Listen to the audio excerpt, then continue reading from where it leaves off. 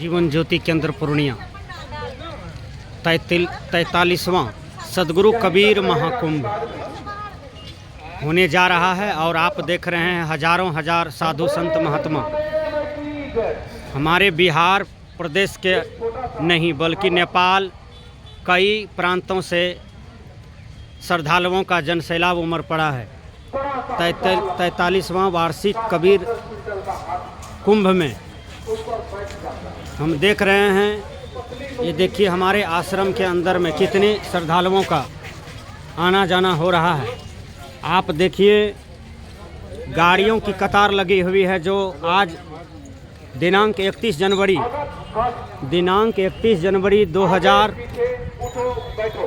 2023 ईस्वी Purnia coat railway station के बगल में जीवन ज्योति केंद्र पूर्णिया कबीर कुंभ में तक नहीं बोल पाए। कबीर कुंभ का आप नज़ारा देख रहे हैं। हम अपने बारे में सोचते हैं।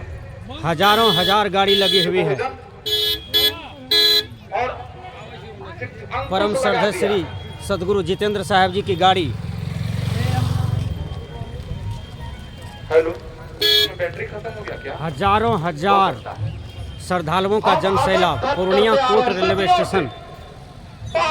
पुरानी परंपरा, इसलिए तो हम कहते हैं परंपरा से चला आ रहा है, तुम विरोध करेगा?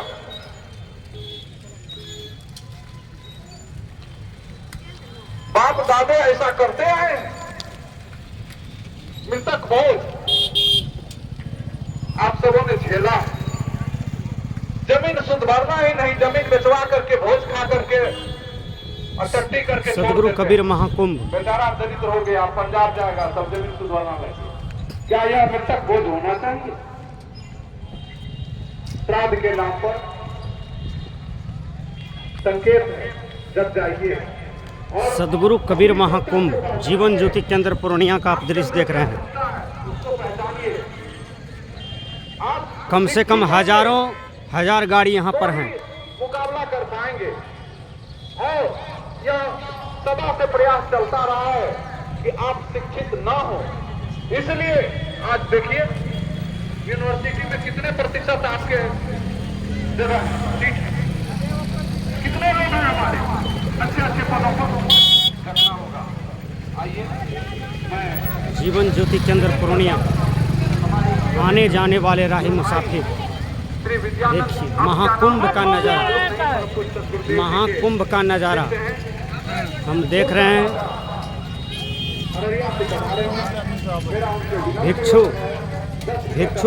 भिक्षा मांग रहे हैं। ये सदगुरु कबीर महाकुंभ में बैठे हुए हैं भिक्षु। इस नाते भी आपका उत्तरदायित्व बनता है। बोलिए सदगुरुदेव की जय। सदगुरु कबीर महाकुंभ मेला पूर्णिया कोट जीवन ज्योति केंद्र।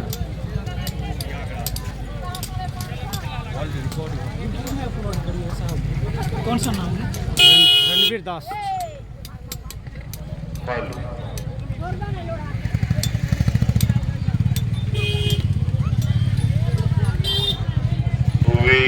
सदगुरु जीवन ज्योति केंद्र पूर्णिया, ये वही परम पूज्य सदगुरुदेव जी जिसे बनाए हैं जीवन ज्योति केंद्र पूर्णिया। ये मकान आप देख रहे हैं। मेला का दृश्य आप देखिए, कितना विशाल मेला लगा हुआ है यहाँ पर। मिले नया तम ज्ञान भटकत तोत जन्म धर दिवस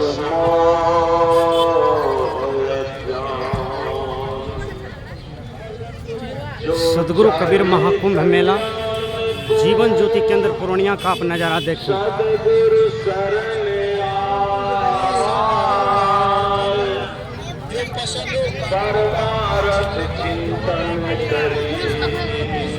हजारों हजार नर नारी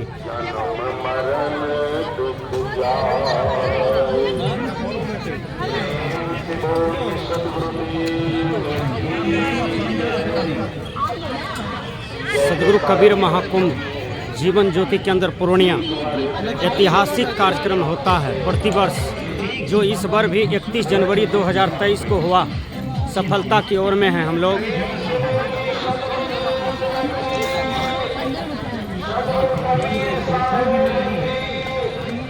सदगुरु कबीर महाकुंभ का आप ये नज़ारा देख रहे हैं। सदगुरु कबीर महाकुंभ जीवन ज्योति केंद्र पूर्णिया, सदगुरु आचार्य श्री धर्मस्वरूप साहेब जी का कर्म भूमि पर इतना बड़ा यज्ञ होता है प्रतिवर्ष।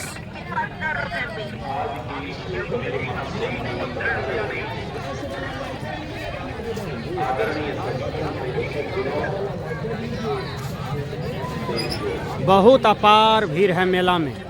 दिनांक 31 जनवरी 2023 का आज का दृश्य है।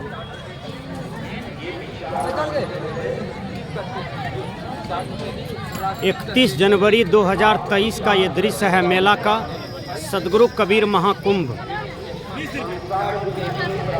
सदगुरु कबीर महाकुंभ दिनांक 31 जनवरी 2023 लगा हुआ है। हम देख रहे हैं। माइक्रो लेटर का पर्स है केवल 60 रुपये में। जेंट्स के लिए चश्मा लीजिए 60 रुपये में। जी हाँ, लेडीज के लिए गूगल लीजिए। सदगुरु कबीर महाकुंभ, छोटा चश्मा केवल 60 रुपये। ये मेला का नज़ारा आप देख रहे हैं। चले आइए प्रचार काउंटर पर, चले आइए प्रचार गाड़ी के पास। घर में इस्तेमाल करने के लिए साबुन लाने लीजिए केवल 60 रुपये में। कपड़े लटकाने के लिए हैंगर लीजिए केवल 60 रुपये में। आप टीवी नहीं चाहते, आप हमारी प्रचार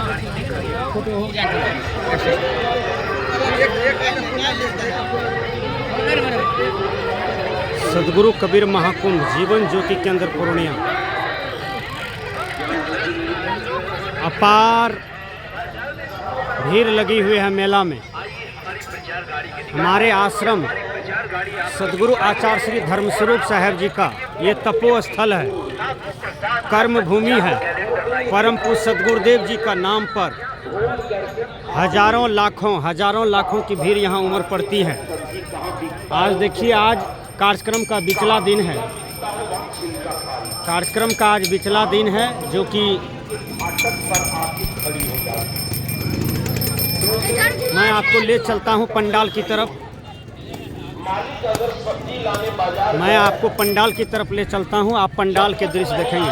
फाटक पर खड़ी है, मालिक आए जैसे ताला चाबी खोल करके फाटक हटाया।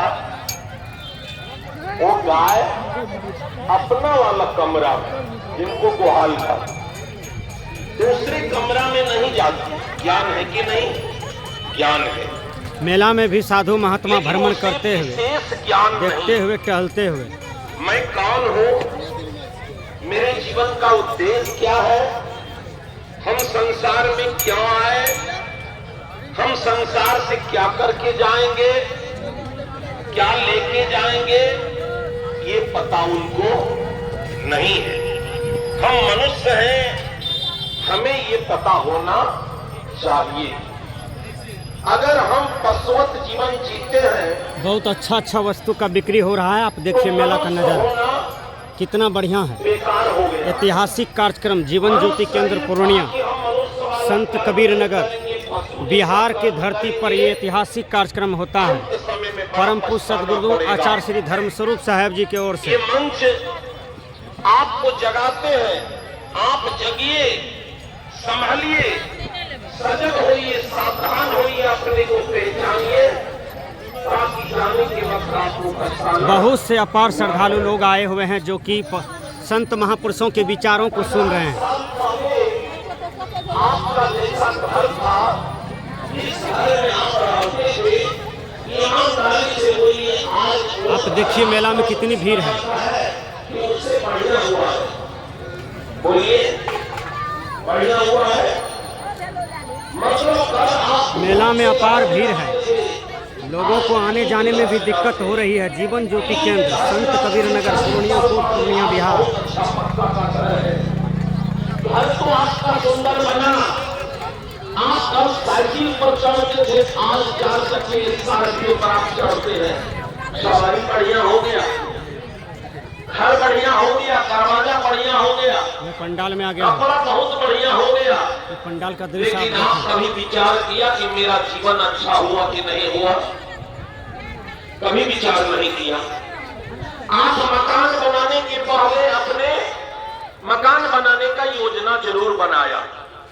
मकान बनाने के पहले आप मकान बनाने का योजना बनाया, तब आपका अच्छा मकान बना।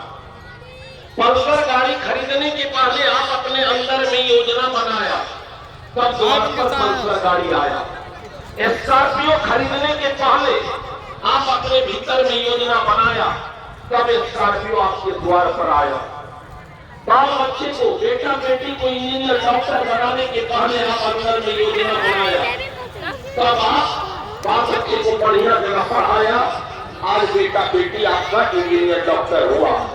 लेकिन ईमानदारी से आप बोलिए, आप अपने जीवन को अच्छा बनाने का कभी योजना बनाया? नहीं बनाया। आप अपने जीवन को अच्छा बनाने का अगर योजना नहीं बनाया तो आपका जीवन कबीर मेला, सदगुरु कबीर मेला महाकुंभ, अच्छा जरूर बना, आपका द्वार अच्छा जरूर बना, जीवन ज्योति केंद्र पूर्णिया, सवारी बहुत अच्छा हुआ, दिनांक आपका 31 जनवरी 2023। आ गया, आप देख रहे हैं पर वस्त्र बहुत बढ़िया आ गया, लोगों को आना जाना, अपार भीड़ है मेला में। सदगुरु कबीर महाकुंभ मेला, स्कॉर्पियो खरीदने के लिए पैसे की जरूरत है। सदगुरु कबीर महाकुंभ मेला, पैसे की जरूरत है। आप वो देखिए कितने सारे सामान आए हैं कबीर मेला में। पैसे की जरूरत है, लेकिन मैं कहता हूँ कि अगर आप अपने जीवन को अच्छा बनाना चाहते हैं तो एक भी पैसा का जरूरत नहीं है। क्या करना चाहिए? जीवन अच्छा बना लेना चाहिए कि छोड़ देना चाहिए? बोलिए, बना लेना चाहिए। एक बाप मकान बनाना शुरू किया, कुर्सी के ऊपर 2 ईंटा जोड़ा और संसार से उसकी विदाई हो गई। बेटा छोटा गोद में खेल रहा, बेटा सयाना हुआ, होश संभाला, लुधियाना पंजाब में काम किया और उसी दूसरे नंबर ईंटा पर तीसरा नंबर का ईंटा जोड़ना शुरू किया और आज 2 मंजिला बना करके उस घर में रह रहा है। बाप का अधूरा काम बेटा किया कि नहीं किया? किया। अगर बाप अपना जीवन को अच्छा नहीं बनाया होगा, क्या आप ईमानदारी से बोलिए उनका बेटा उनके बाप के जीवन को अच्छा बना देगा? नहीं बना सकेगा। इसीलिए आप हम विचार करें, अपने जीवन को अच्छा बनाने के लिए आप कल के भरोसे ना छोड़िए। आज तय करिए, जो कल करो सो आज करो, जो आज करो सो आज। पल में प्रलय होगा, बहुरी करेगा कम। सदगुरु कबीर बड़े लोगों को जगाने में, अब उनकी विशेषता बहुत करूं तो कम होगा। लोग आज भी सोच ले तो अपने जीवन को अच्छा बना सकते हैं। संकल्प लीजिए, आप अपने जीवन को अच्छा आज बनाएं, कल के भरोसे नहीं छोड़ेंगे। जीवन अच्छा बनाने के लिए आपके पास 3 औजार है। जीवन अच्छा बनाने के लिए आपके पास 3 औजार है। एक औजार का नाम है मन, दूसरा औजार का नाम है वचन, तीसरा औजार का नाम है कर्म। आप ईमानदारी से बोलिए, जिनका मन अच्छा है, वचन अच्छा है, कर्म अच्छा है, उनका भले ही घर अच्छा नहीं है लेकिन जीवन अच्छा है। विचार करिए और अपने जीवन को अच्छा बनाने में 1 पैसा खर्चा नहीं है। मन आप अच्छा बनाना चाहते हैं तो मन के 4 दोष को आप पहले निकालिए। मान, छल, क्रोध, द्वेष। आज लोग विचार नहीं करते हैं। क्रोध काल है। क्रोध में आकर के एक पति अपना पति को इतना कठोर शब्द कह दिया, उनकी पत्नी बर्दाश्त नहीं कर सकी। बोलिए सदगुरुदेव की जय। विचार नहीं किया, ऐसा कटु शब्द कहा, उनको बर्दाश्त करना चाहिए। जो सहता है वही महान बनता है, लेकिन वो सह नहीं पाई। सिकटी प्रखंड नेपाल बॉर्डर की घटना है। वहां से चल करके अररिया कोट रेलवे स्टेशन पर वो बेचारी आई, सीमांचल एक्सप्रेस के सामने लेट गई और पल भर में उनका प्राण चला गया। अब एक बच्ची प्रिया बेटा राहुल को छोड़ करके वो चली गई। आज उनका पति को होश आता है, याद आता है अपनी भूल पर, जाता है स्मारक पर कप्पार छोड़ने के लिए, छटपटाता है, प्रिया की माँ एक बार मेरे सामने आ जाओ, हम पैर पकड़ करके माफी मांग लेंगे, अब जीवन भर रोओगे, एक बार तुम्हारे सामने प्रिया की माँ आने वाली नहीं है। 1000 फूल कम है, एक गले को सजाने के लिए एक ही फूल काफी है जिंदगी भर रुलाने के लिए। इसीलिए आप हम अपने जीवन में विचार करिए। आज हमारी माताएं क्रोध में आती है, अपनी बेटी को कह लेती है सौतीन। ईमानदारी से बोलिए, एक माँ का मन अगर ठीक होता तो अपनी बेटी को कभी सौतीन शब्द ना बोलती। मन गड़बड़ है तब वचन गड़बड़ हुआ है। अगर आप मन को ठीक करना चाहते हैं तो मन के 4 दोष, मान, छल, क्रोध, द्वेष। वचन को ठीक करना चाहते हैं तो वचन के 3 दोष को आप दूर करिए। कौन सा? झूठ, चोरी, झूठ,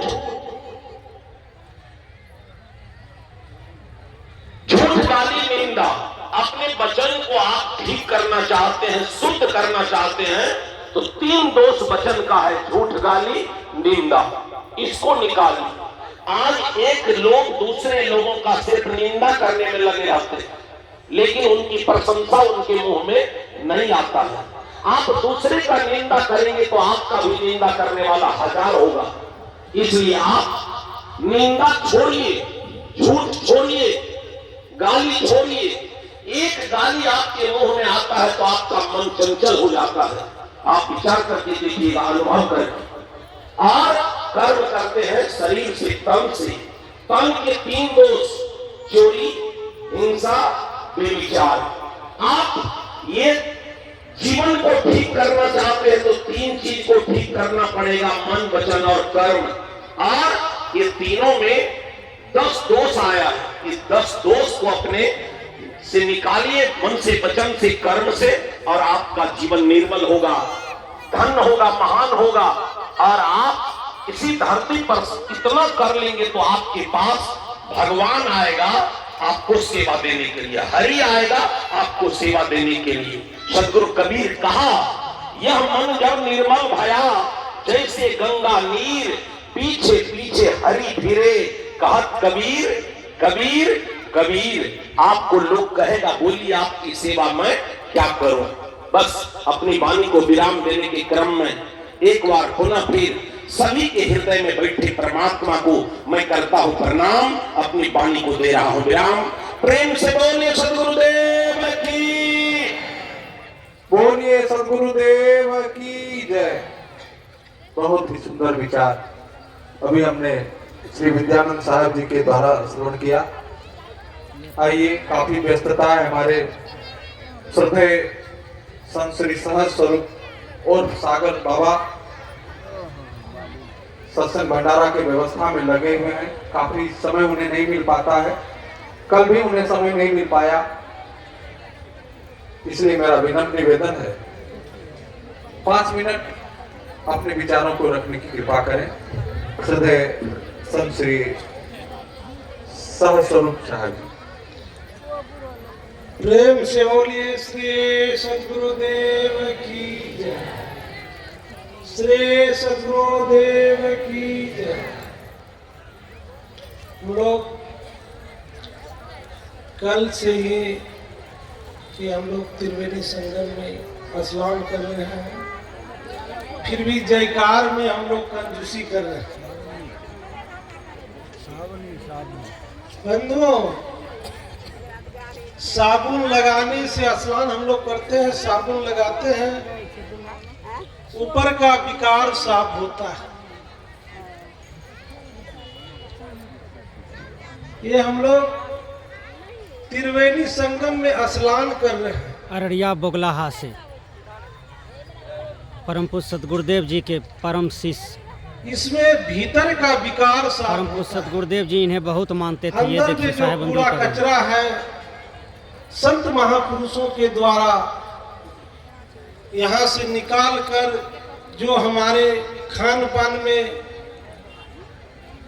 सिगरेट, खैनी, तंबाकू हम लोग लेते हैं, ये सारे चीज को यहाँ से भीतर का विकार साफ होकर घर जाता है। जिस घर में हम लोग हमेशा रहते हैं,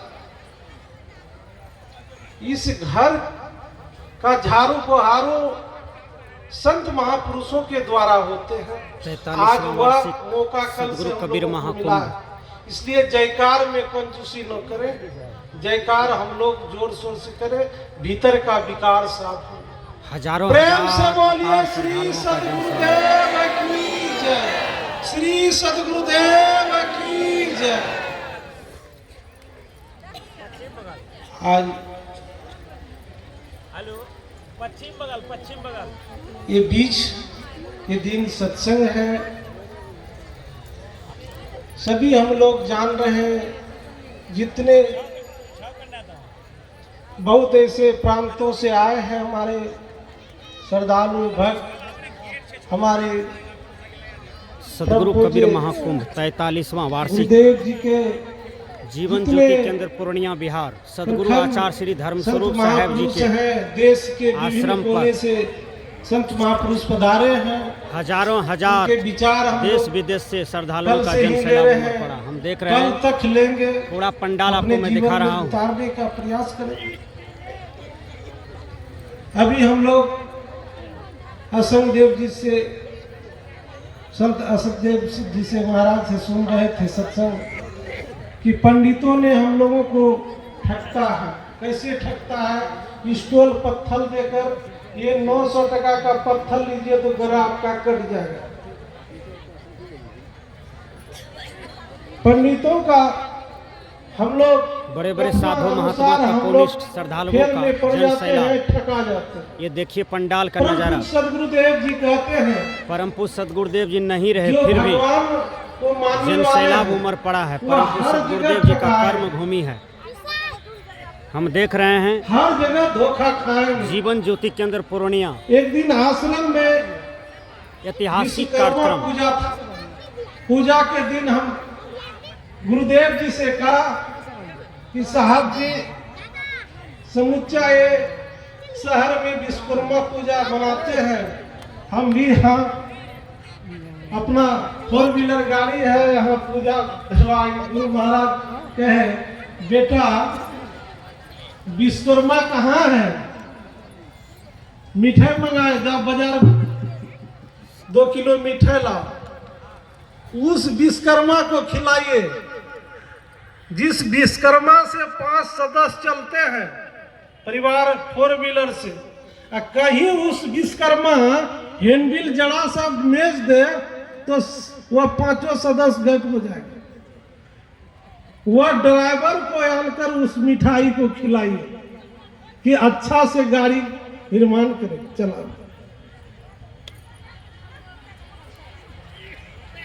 ऐसे ऐसे भ्रम काटते थे। गुरुजी बतलाते थे। एक दिन हमने साहब जी का बोर्ड लिखाने गए बाजार, वहां से लिखा कर आए परम पूज्य सदगुरुदेव जी आचार्य धर्म स्वरूप साहब जी। बहुत अच्छे ढंग से सजा कर बोर्ड लाए। गुरुदेव जी पढ़ कर कहे, देख लिए, कहा इतना बड़ा अक्षर में नहीं लिखना है। धर्म स्वरूप साहब जी पूर्णिया जीवन ज्योति के। हम साहब जी से प्रश्न किए, गुरु जी ऐसे क्यों कर रहे हैं? साहब जी कहे, बेटा आज सड़क पर चल रहे हैं, बहुत ऐसे गाड़ी में देख रहे हैं कि परम पूज्य बहुत लिखाने वाले हैं, हमको उतना नहीं लिखाना है। आज ये दुनिया में बहुत गुरु हैं, चेला हम नहीं देखते।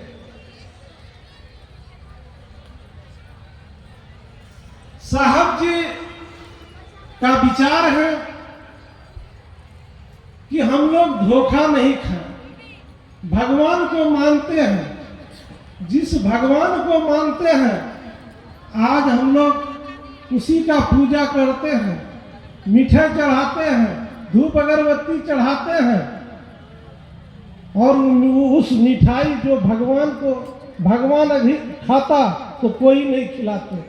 अगर भगवान काली माँ पाठा खसी खाती हुआ तो कोई बलिदान नहीं देते। ऊपर वाला ले लेते हैं, पंडित जी कहते हैं ये तो मेरा होगा धर, पहले कबूल करवा लेते हैं। सीरा जो जिसके यहाँ वो चढ़ाते हैं काली माँ को, वह बाजार जाते हैं, अपने जितना सगा संबंधी रहते हैं, फलना दिन पाठा चढ़ेवे चलियो चलेवे, धर अपना ले लिए और सीरा ले लिए पंडित जी, क्या बचा? ये सारा झूठा तमाशा है। परम पूज्य सदगुरुदेव जी का विचार है, ये कबीर मन से पूरा हम लोग झूठा तमाशा लगाते हैं। एक परम पूज्य गुरुदेव जी कहते हैं संतों का शरण में आइए, चलना है अब दूर भाई, काहे आस लगाए, आगे समय न आएगा फिर पाछे पछताए। बहुत हम लोग पूजा पाठ करते हैं, सारा पूजा में पूरा दिन हम लोग पूरा समय को व्यतीत कर देते हैं, सही जगह पर जा नहीं पाते हैं। इसलिए सही जगह पर हम लोगों को आना है तो हमारे परम पूज्य गुरुदेव जी का विचार को पालन करें, वाणी को पालन करें तो हम लोग जीवन में धोखा नहीं खाएंगे। कहते गुरु के शरण में जब तेरा मन होगा तभी ही सुफल तेरा जीवन होगा। बचपन बीता खेल में, जवानी में तू फूला, माया का गुलाम बहिना राम को तू भूला। आएगा बुढ़ापा तेरा सुमरन न होगा, कैसे सफल तेरा जीवन होगा। इस तेरे तन का रहा ना ठिकाना, आज नहीं कल फिर सबको है जाना। जितने मनुष्य प्राणियों या पक्षी हो या जीव जंतु हो, ये धरातल पर जिसका जन्म हुआ है उसका मृत्यु सुनिश्चित है। कहते चलना है हम दूर भाई, काहे आस लगा, आगे समय न आवेगा फिर पाछे पछता, फिर पाछे पछताना पड़ेगा। मेरे बंधुओं, समय कम है। हमारे परम पूज्य गुरुदेव जी जब यह शरीर छोड़ते 2-2.5 महीना पहले हमारे गुरुदेव जी दोनों तरफ बैठा के जितेंद्र साहब जी, सहज स्वरूप साहब जी, मेरे नाम गुरुदेव जी रखे हैं, दोनों को चादर ओढ़ाए और दोनों का पूर्ण रूप से अधिकार दिए कि जे सागर जी क्या की व्यवस्था करते आए हैं, करते रहेंगे।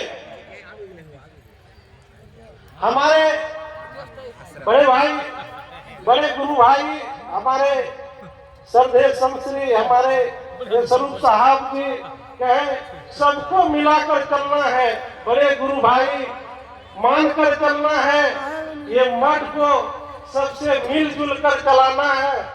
ये आप मेरा शरीर नहीं रहेंगे सागर स्वरूप, 2.5 महीना के अंदर ये शरीर नहीं रहेंगे और सबको एक सूत्र में बांधकर अपने शरीर को छोड़कर गए हैं। जो उसका वाणी है, जो विचार है, इस मंच में गूंज रहा है। आज वर्षों से इस मंच पर परम पूज्य गुरुदेव जी सहज स्वरूप का अंतिम समय पहला सत्र में भी आवाज लगाते थे, गूंजता था कि सहज स्वरूप का नाम हर समय लेते थे। आप जो है हम यही जानते हैं हमारे गुरुदेव का शरीर नहीं रहा, लेकिन ये धरातल पर जो गुरुदेव जी बोल कर गए हैं और कर कर गए हैं उस पर हम लोगों को अमल लाना है, सबको जाना है, रहना नहीं देश गिराना है। हमारे परम पूज्य गुरुदेव जी के अनुकूल विचार वाणी को लेकर अपने जीवन में चलना है। यही हमारे अंतिम जो है वाणी विचार में अपनी वाणी को विराम दे रहा हूँ। बोलिए सदगुरुदेव की जय, श्री सदगुरुदेव की जय। ये कहते हैं अंत भला तो सब भला, अंत बुरा तो सब बुरा। हम लोग जीवन भर अपने गुरु का विचार को लेकर ही चलेंगे, यही हमारे जीवन का असली सार्थक होगा। बोलिए सदगुरुदेव की जय। अभी हम संत श्री सहज स्वरूप साहेब जी के विचारों को श्रवण कर रहे थे और यह सही है, सभी लोग, सबों का योगदान उतना ही है, कम बेस क्या कहा जाए। जिसकी जितनी क्षमता है उस क्षमता के अनुसार इतना बड़ा जो विशाल महाकुंभ लगा है, एक व्यक्ति के बस की बात नहीं है, सबों का सहयोग अपेक्षित है। हमारे भोजन पंडाल में काम कर रहे जितने हमारे मित्र हैं और हमारे श्री अनुभव साहब जी हैं और सुखदेव बाबू हैं, जो बहुत दिनों से, विगत कई वर्षों से भंडार का कार्य करते हैं, उन्हीं के निर्देशन में पूरे जो कार्यकर्ता हैं काम करते हैं, काफी थक जाते हैं, लेकिन सब अपना मान करके करते हैं, क्योंकि सबों को परम पूज्य सदगुरुदेव जी का उतना ही प्यार मिला है, इसलिए इसमें सबका सहयोग अपेक्षित है। इसके लिए हम अपने आप को क्या गिनाएंगे, हम उनके चरण धूलि के समान है। हम अपने आप को जब समर्पित किए हैं तो मेरा नाम हो या ना हो, हम तो काम करेंगे। इसलिए आइए सज्जनों, अब कार्यक्रम को आगे बढ़ाते हुए मैं चाहता हूं, बहुत दिनों से देखता हूं हमारे आदरणीय संत श्री विनम्र स्वरूप साहब जी हैं, चुपचाप मंच पर आते हैं, चुपचाप चले जाते हैं। हम सब कभी उनके प्रवचनों को सुन नहीं पाते हैं। आप अध्यापन कार्य करते हुए साधु जीवन जी रहे हैं, उनके उच्चतम विचारों को हम 10 मिनट के लिए श्रवण करें। बोलिए सदगुरुदेव की जय। 43वां वार्षिक सदगुरु कबीर महाकुंभ जीवन ज्योति केंद्र पूर्णिया का नज़ारा आप देख रहे हैं। जब भी लोगों के बीच में आता हूँ, साहेब बंदगी का नारा गूंज रहा है। परम पूज्य सदगुरुदेव जी का ये तपोभूमि है। सदगुरु आचार्य श्री धर्मस्वरूप साहेब जी का कर्म भूमि आज भी उसी तरह से खिल रहा है जैसे परम पूज्य सदगुरुदेव जी रहते थे तब भी खिलता था। बोलिए प्रेम से श्री सदगुरुदेव की, सदगुरु आचार्य धर्मस्वरूप साहेब की। कुछ माता बहनों का कहना है गुरुदेव जी कहाँ चले गए। अभी पंडाल से जो आवाज़ आ रहा है सब परम पूज्य सदगुरुदेव जी के लिए आस लगाए हुए हैं। पूज्य गुरुदेव जी को नहीं देख रहे हैं, सबके अंदर में निराशा है, लेकिन साधु महापुरुष हैं जो कि आप देख रहे हैं। दूर दूर से पधारे मनसा सिंह अर्चनीय वंदनीय सदगुरुजन, पंडाल में उपस्थित धर्म के निश्चयजनों, माताएं परम पूज्य गुरुदेव जी की उपस्थिति में यह कार्यक्रम आयोजित है। आप सभी लोग जानते हैं और कुछ गुरुदेव जी की जो हम सबों के जीवन में ज्ञान मिला है, उनके द्वारा जो मार्गदर्शन मिला है, हम सभी लोग निश्चित ही उन्हीं की विचारधारा पर चलने का प्रयासरत कर रहे हैं। कुछ गुरुदेव जी तो हम सबके बीच नहीं है, लेकिन उनकी जो ज्ञान है अगर हमारे जीवन में अविचल रहे, निरंतर बना रहे और हम अपने जीवन को उस पथ पर क्रमबद्ध बढ़ाते रहें, तो निश्चित ही हम सबका भी जीवन, जो हम सबों के जीवन की एक ही मांग है, हमारे जीवन में सुख आए, हमारे जीवन में शांति आए, निश्चित ही हम वो सुख को प्राप्त कर सकते हैं, शांति को प्राप्त कर सकते हैं जो गुरुवर कभी नहीं। सदगुरुदेव ने जो अपने जीवन काल में अलख जगाया, संदेश पहुंचाया कि मनुष्य आज दुख ज्यादातर दुखी है। वो दुख क्या है? आज मनुष्य कोई धन से दुखी नहीं है, कोई बाहरी संसाधनों से दुखी नहीं है, मेहनत करता है, उसकी साधन इकट्ठा करता है, लेकिन आज मनुष्य दुखी है और रात दिन पश्चाताप करता है, दुख में जीता है। तो उसके पीछे एक ही बात है कि मनुष्य की मन हमेशा दुख में डूबा हुआ है। आज मनुष्य जितने दूसरों के दुख से दुखी नहीं होता है, अपने दुख से दुखी नहीं होता है, आज मनुष्य दूसरों की सुख से उतना दुखी होता है।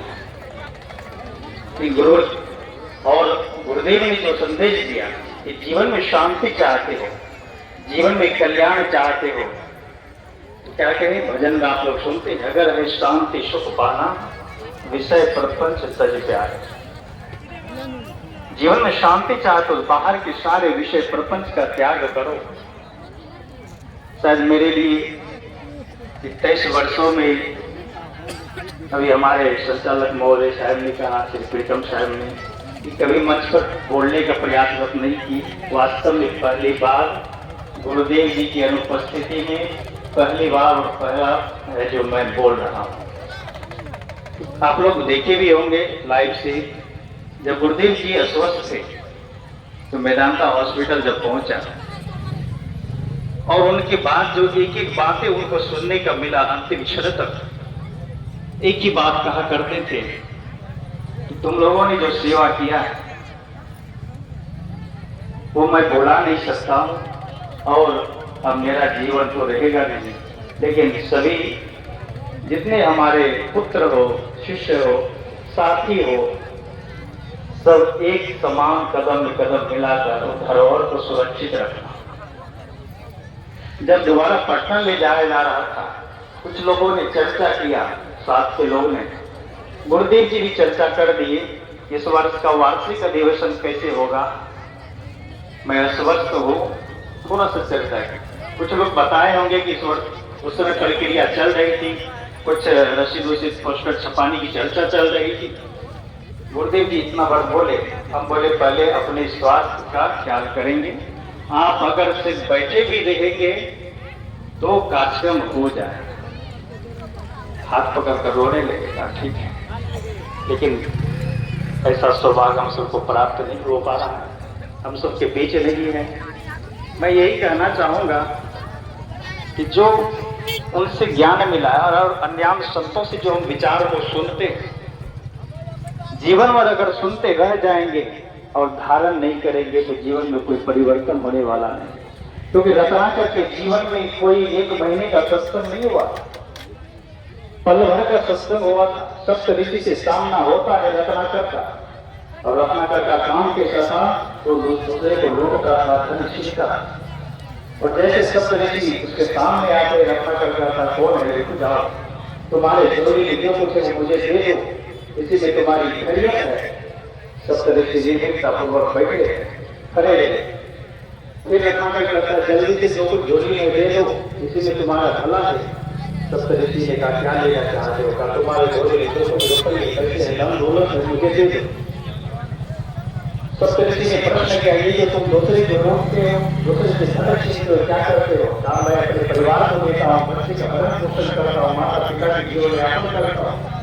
जब तुम अपने माता पिता के पास, अपने पति के पास, अपने व्यक्ति के पास प्रश्न लेकर के जाओ, ये जो मैं तुम्हें धन ला करके देता हूँ, कोई पैसे ला करके देता हूँ, ये जो मैं गलत कर्म करता हूँ, दूसरे से रोकता हूँ, रोकने के पैसे छीनता हूँ, ये जो मेरे द्वारा अनेक कर्म होते हैं, इस कर्म के फल के साझेदार तुम लोग हो।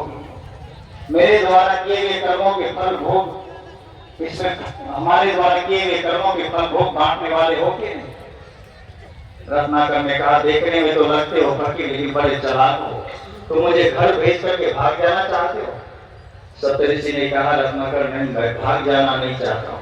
विश्वास नहीं होता है, झोली से रस्सी निकाला, दे दिया, कहा पेड़ से मुझे बांध दो। सप्तऋषि को पेड़ से बांध दिया। रत्नाकर दौड़ा दौड़ा गया घर, पसीने से लथपथ, सर्वप्रथम पहुंचा पत्नी के पास। पत्नी घर में काम कर रही थी, दौड़ा दौड़ा पहुंचा, कहा मैं एक प्रश्न लेकर के आया हूँ। पत्नी देखी बहुत परेशान सा है। कहा क्या प्रश्न है? कहा कि मैं जो तुम्हें धन लाख रुपये पैसे ला करके देता हूँ, गहने देता हूँ, वस्त्र देता हूँ, घर के सारे सामग्रियां देता हूँ, तुम घर चलाते हो, ये मैं किसी से रुपये पैसे छीन कर लाता हूँ। ये जो मैं गलत कर्म करता हूँ, मेरे द्वारा किए गए कर्मों के फल भोग में साझेदार हो कि नहीं, हिस्सेदार बनोगे कि नहीं? पत्नी समझदार थी, कहा जरूर बनूंगी, लेकिन मेरा भी एक प्रश्न है। अब रत्नाकर सोचता है एक प्रश्न हुआ है, मेरे मन को विचलित किया जा रहा है, दूसरा प्रश्न कौन है? कहा तुम्हारा क्या प्रश्न है? कहा आज दिन में आप भोजन किए थे? कहा जरूर किया था। कहा जब आज मैं दिन में भोजन बना रही थी तो भात से गरम गरम मार गिरा रही थी, वो गरम गरम मार मेरे हाथ पर पड़ गए, फूले हो गए हैं, जलन हो रहा है, इसका अनुभव आपको हो रहा है कि? पत्नी ने कही, पति ने रत्नाकर ने कहा कैसे हो सकता है? गरम गरम मार तुम्हारे हाथ पर पड़े हैं, फूले तुम्हारे हाथ में हो गए हैं, जलन तुम्हारे हाथ में हो रही है, इनका अनुभव मैं कैसे कर सकता हूँ? पत्नी कही बस शरीर से आप मेरे पति हैं, मैं आपकी पत्नी हूँ, इतना ही संबंध है। मेरे द्वारा जो कर्म हो रहे हैं इसका फल भोग आप नहीं बांट सकते हैं, आपके द्वारा जो कर्म हो रहा है उसका कर्म फल भोग मैं नहीं बांट सकता हूँ। ये तो शरीर का संबंध है, कर्म फल भोग तो खुद भोगना पड़ता है। दौड़ा दौड़ा गया माता पिता के पास, कहा माँ पिताजी मैं एक प्रश्न लेकर के आया हूँ। कहा क्या प्रश्न है? कहा मैं ये जो दूसरे को से लूटता हूँ, रुपये पैसे लाता हूँ, और ये जो मेरे द्वारा अनैतिक कर्म होता है, इस कर्म फल भोग के साझेदार आप लोग हो कि नहीं, हिस्सेदार हो कि नहीं? माता पिता ने कहा बेटा जब तू छोटा था मैं घुटने पर धोती पहनकर नंगे पांव चलकर परिश्रम कर मजदूरी कर तुझे पढ़ाना चाहा, तुझे योग्य बनाना चाहा, तुझे एक अच्छा इंसान बनाना चाहा, लेकिन इस जन्म का न जाने चुक रहा तो गलत संगत में पड़ गया, तेरा संग गलत हो गया, तुम लुच्चे लबारों का संग कर लिए, तुम जुआरी का संग कर लिए, शराबी का संग कर लिए, परिणाम ये हुआ तो इंसान न बनकर आज लुटेरा हो गया, तो शराबी हो गया, तो जुआरी हो गया। अब तुम्हारे पास धन है नहीं, जो कुछ था तुमने लुटा दिया, अब तो तुम दूसरे से लूट कर लाते हो। अब मेरे जीवन में वो सामर्थ्य नहीं है, मेरे शरीर में वो बल नहीं है कि मैं अपने जीवन की यापन कर सकूं, जीवन का निर्वहन कर सकूं। अब तो मेरा जीवन तुम पर आधारित है, तुम्हारे हवाले है, तुम जिस तरह से मेरे जीवन नैया को पार लगाओ। तुम्हारे द्वारा किए गए कर्म फल भोग मैं नहीं भोग सकता। झटका लगा, रत्नाकर दौड़ा, सप्तऋषि के पास गया, रस्सी खोला और चरणों में गिर पड़ा। सप्तऋषि ने कहा उत्तर ले आए। रत्नाकर का बस उत्तर मिल गया, मैं आपके शरण में जाना चाहता हूँ, आपके शरण में ही मेरा कल्याण है, आपके चरणों में ही मेरा उद्धार है, मुझे शरण लगा लीजिए। ये तो पूज्य गुरुदेव जी करके चले गए, लेकिन हम सभी लोग जीवन भर सत्संग सुने, अगर परिवर्तन न हो, हमारे जीवन से दुर्व्यसन न जाए, हमारे जीवन से छल न जाए, हमारे जीवन में जितने अवगुण है वो न मिटे, तो जीवन भर का सत्संग कोई फायदा होने वाला नहीं है। इसलिए 1 मिनट का सत्संग अगर हमारे जीवन में परिवर्तन ला देता है तो सौभाग्य है हमारा। तो ये 43वां अधिवेशन में आप सभी लोग बैठे हैं, निश्चित ही आप सभी लोग संत के विचार को सुनकर अपने जीवन को बदलने का प्रयास करेंगे और पूज्य गुरुदेव जी के पथ पर बताएं मार्ग पर चलकर अपना कल्याण करना चाहेंगे। मैं इन शुभकामनाओं के साथ बहुत बहुत धन्यवाद देते, साधुवाद देते, आप सबका संत गुरुजन का कृतज्ञता ज्ञापित करते एक शिष्य के नाते गुरुदेव का अपनी वाणी को देता हूँ विराम और आप सबके घर में बैठे रमैया राम को करता हूँ प्रणाम साहेब बंदगी। बोलिए सदगुरुदेव की, बोलिए सदगुरुदेव की जय। बहुत ही प्रांजल विचारों से अभी हम लाभान्वित हो रहे थे स्वधेय संत श्री विनम्र स्वरूप साहब जी की। परम पूज्य सदगुरुदेव जी जो नामकरण किए हैं, उनके नामकरण करने में भी एक विशेष विज्ञान है। व्यक्ति के अंदर जो सहज चेतना का स्वरूप है, उसकी स्थिति को देखते हुए उन्होंने नामकरण किया है। नाम के अनुसार ही हमारे विनम्र स्वरूप साहब उतने ही विनम्र हैं और उनके विचारों को हमने श्रवण किया। सदगुरु ऐसे होते हैं जैसे एक मिट्टी का लौंदा को एक कुम्हार घड़ा का रूप देता, एक कुशल बढ़ई आड़े तिरछे लकड़ी को उसके जो भाग काम करने योग्य नहीं है उसे काट कर हटा देता है और फर्नीचर बनाने लायक बना देता है। कितनों आड़ा तिरछा लकड़ी क्यों न हो, वह काम का हो जाता है कुशल कारीगर के पास। ठीक उसी तरह से हमारे जीवन में भी विकास को गति तब मिलती है जब हमें सद्गुरु का सानिध्य प्राप्त होता है। आइए संतों के सानिध्य में हम हैं। अब मैं निवेदन करता हूं अपने परम श्रद्धेय अग्रज श्रद्धेय संत श्री जय स्वरूप साहब जी से, माफ करेंगे उनसे पूर्व हमारे श्रद्धेय संत श्री रतन स्वरूप साहब जी से मैं निवेदन करता हूं 20 मिनट के लिए अपने प्रांजल विचारों से हमें अपलावित करने की अनुकंपा करें। श्रद्धेय संत श्री रतन स्वरूप साहब जी।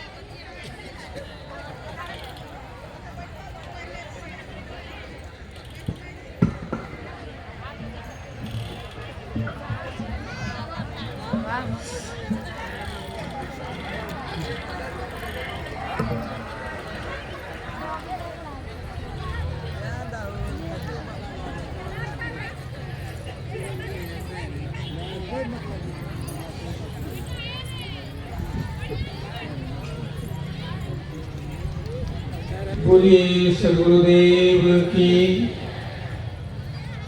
सदगुरुदेव की।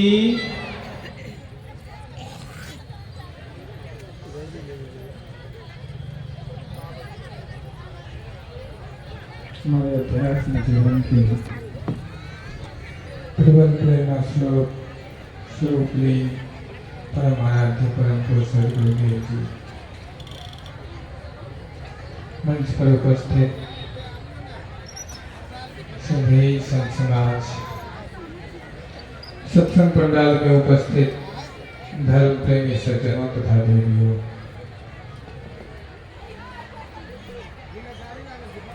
दिवसीय सत्संग संज्ञान यज्ञ का ये दूसरे दिन का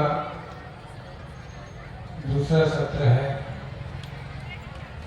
विभिन्न विचारकों के विचार को कभी आप लोग सुन रहे थे। मैं भी बैठ करके यहाँ सभी संतों के प्रवचन को सुन रहा था। अपने अपने मतों का उपस्थापन सभी ने किया। मैं भी कुछ निवेदन करने के लिए आया, निवेदन करूंगा।